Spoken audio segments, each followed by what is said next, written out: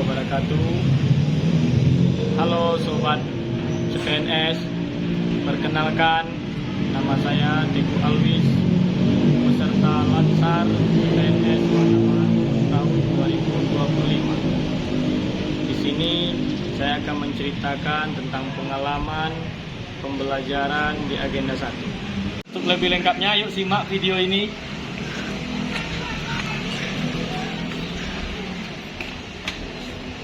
Yang pertama, saya akan menceritakan tentang apa itu wawasan kebangsaan.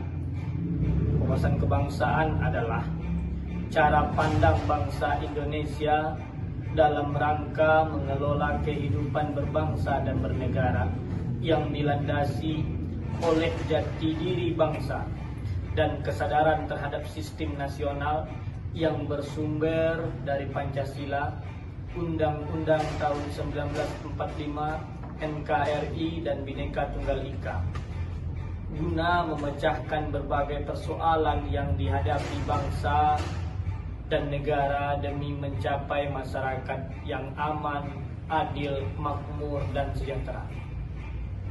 Wawasan kebangsaan juga dapat dimaknai sebagai cara pandang yang berkenaan dengan ciri atau identitas yang menandai suatu bangsa, serta kesadaran diri sebagai bagian dari bangsa tersebut.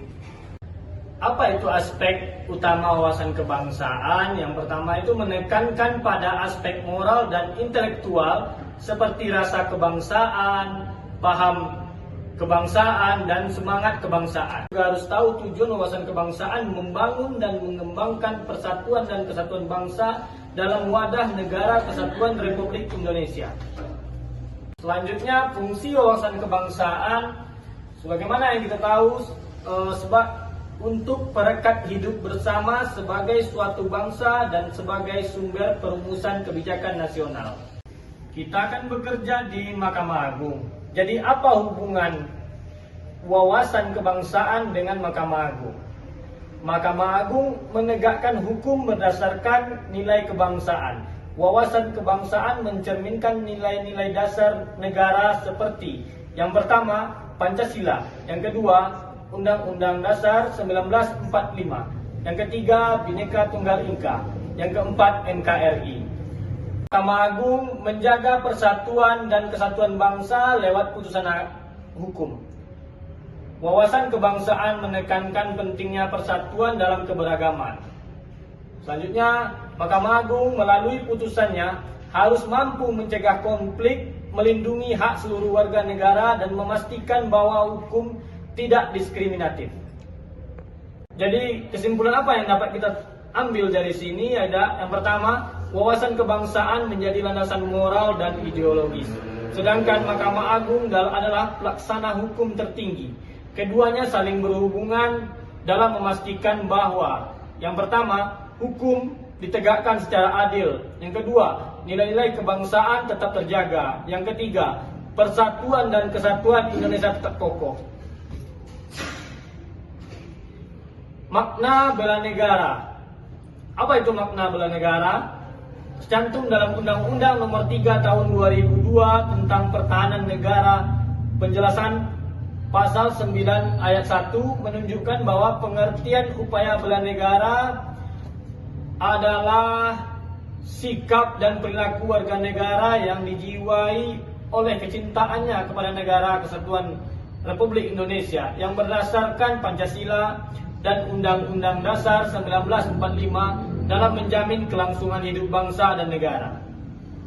Kebangsaan juga dapat dimaknai sebagai cara pandang yang berkenaan dengan ciri dan identitas yang menandai suatu bangsa, serta kesadaran diri sebagai bagian dari bangsa. Tersebutnya nilai dasar bela negara. Sadar berbangsa dan bernegara dengan menumbuhkan sikap kesadaran berbangsa dan bernegara yang merdeka dan berdaulat di antara negara-negara lainnya di dunia. Perlu memahami nilai-nilai yang terkandung dalam konsepsi kebangsaan yang meliputi wawasan Nusantara, ketahanan nasional, kewaspadaan nasional, dan politik luar negeri yang bebas aktif.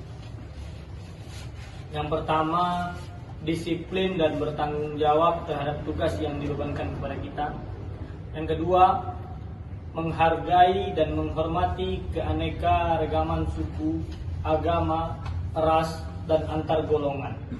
Yang ketiga, mendahulukan kepentingan umum di atas kepentingan pribadi dan golongan. Yang keempat, bangga terhadap bangsa dan negara sendiri. Yang kelima, rukun dan berjiwa gotong royong dalam masyarakat. Yang terakhir, menjalankan hak dan kewajiban sesuai dengan peraturan dan undang-undang persatuan dan nasionalisme. Pancasila sebagai ideologi negara bisa dimaknai bahwa nilai-nilai luhur dalam Pancasila menjadi pedoman sikap dan tingkah laku. Yang pertama, menjalankan kewajiban agama dan kepercayaan secara masing-masing menurut agama masing-masing. Yang kedua, memahami dan mengamalkan nilai-nilai Pancasila dalam kehidupan sehari-hari. Yang ketiga, menjadikan Pancasila sebagai pemersatu bangsa dan negara. Yang keempat, menerapkan prinsip-prinsip dan nilai-nilai musyawarah mufakat.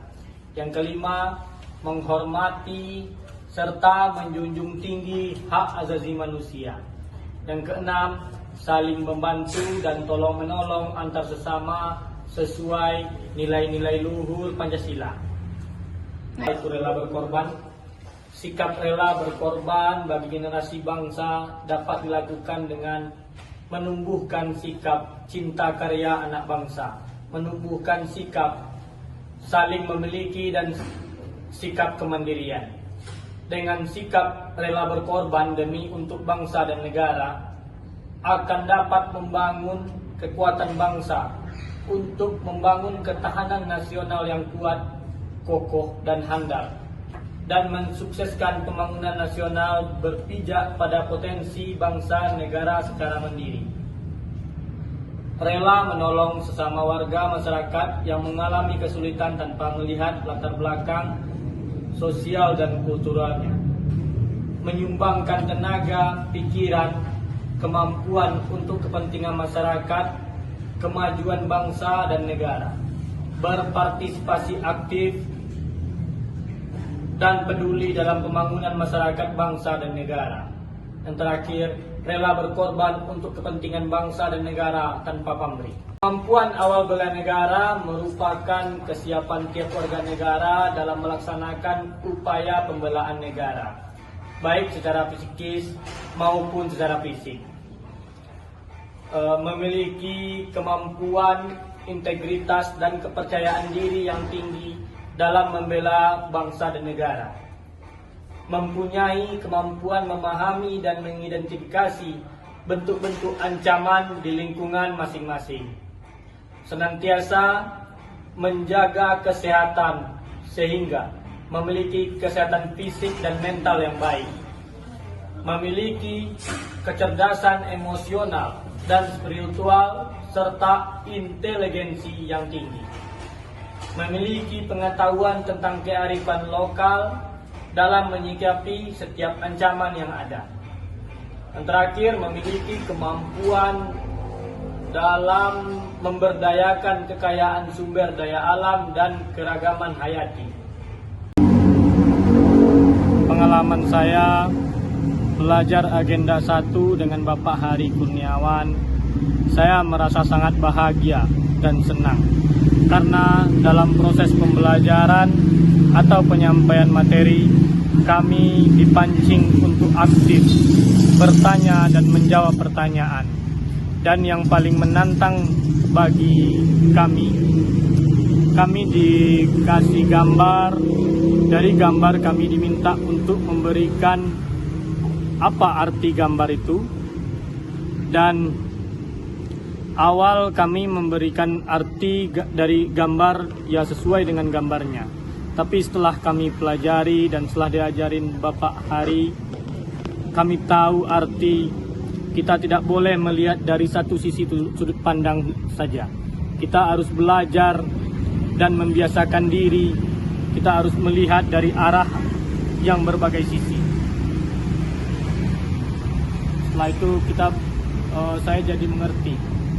Saya dan belajar untuk kedepannya saya melihat dari berbagai sisi. Dan yang paling mengesankan bagi saya, di akhir pembelajaran kami dikasih satu motivasi oleh Bapak Hari, yaitu jangan kejar kecepatannya, tapi ketahui arah kemana kita harus melangkah, arah mana yang harus kita tuju, dan arah mana yang paling tepat untuk kita ambil. Sekian dari video saya. Mohon maaf atas kesalahan. Assalamualaikum warahmatullahi wabarakatuh.